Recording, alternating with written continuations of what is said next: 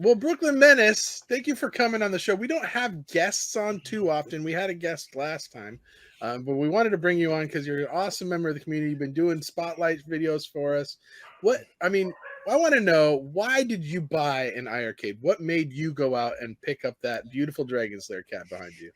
All right. Well, as you can see, I have a few different brands here in my home arcade, and what actually led me to Dragon's Lair was the fact that I wanted the Dragon's Lair from Arcade 1-Up, and then it just never came out. I know that they recently announced it, but when I saw the iiRcade with the Dragon's Lair, graphics on it, man, that was good enough for me. Now, also, there's another reason too.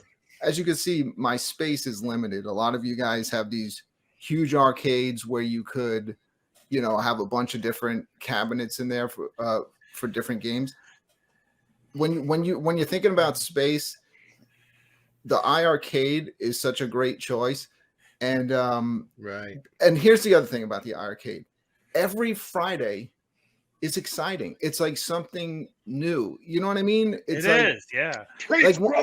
It's more than just like I have other cabinets, but what I have is they're the cabinet and the games that come with it, and that's it. This becomes a new cabinet every week.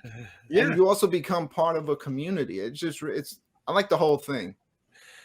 Okay. Well, to piggyback off of that, be right back. Why iiRcade content? Well, what got you going down that road? Why not iiRcade content? Because it's my favorite cabinet to play games on. Like, I can play it. Like, I have CoinOps X over here with about 8,000 games. But even if I have a game on there, if it comes out on the iiRcade, I'll buy it because to me, it's just the best place in my home arcade to play the game. Okay. Do you like the retro games more, or like the modern games? You're kind of a mix. Well, I have every, I like modern stuff, but I really do enjoy the retro stuff. I have every console known to man, but I love games that like all these newer games, they're so involved and they take such a long time to play through. And, most people are busy with work. So I love games where I could just jump on the iiRcade and just play, and you could play through a game in maybe an hour or two. Or just try to beat a high score. So you've got just like a select few games, or you have like just a big collection on your iiRcade? Like, you just buy it all every week? I have easily 150 to 200 games on there. Okay, you're like me. Yeah, I have a lot too. So it means plenty for me to play. Yeah, like you said, every Friday it's like a new adventure. Every Friday it's a new, we're so spoiled at this point. I know we are. If you've been buying games, what's your favorite game on the iiRcade? Man, I love the Dark Seal games. Yeah, Night Slashers. What's that shooter? 10 Guy, the Game Paradise. Like, a lot of people always complain about all these AAA titles. For me, that's not an issue.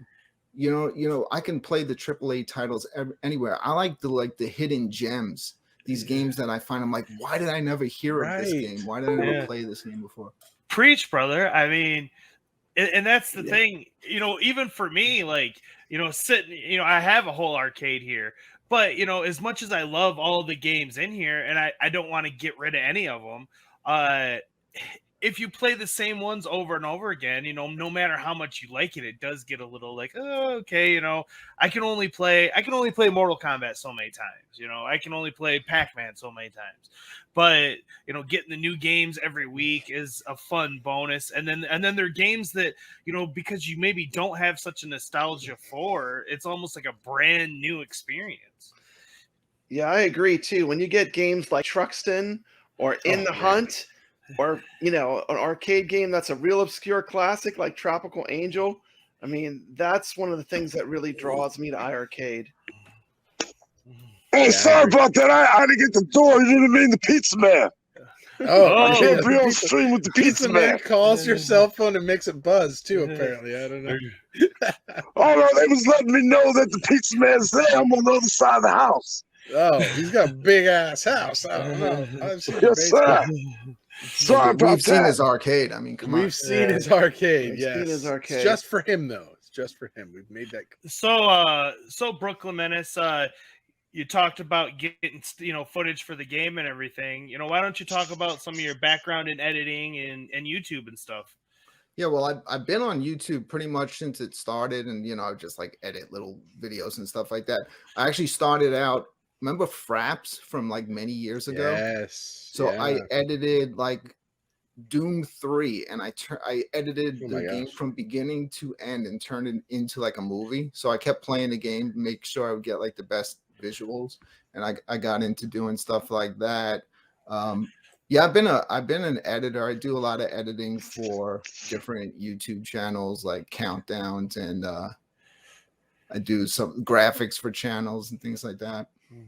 Now, if people are looking for your channel on YouTube, they got to spell it just like it says on your banner. Yeah, right so here, right? so it's BKLYN, which is an abbreviation for Brooklyn. Because what happened is, so I've been a DJ since 1985, and I was DJ Menace, and everyone started calling themselves DJ Menace, so I changed it to BklynMenace, and that became my gamer tag.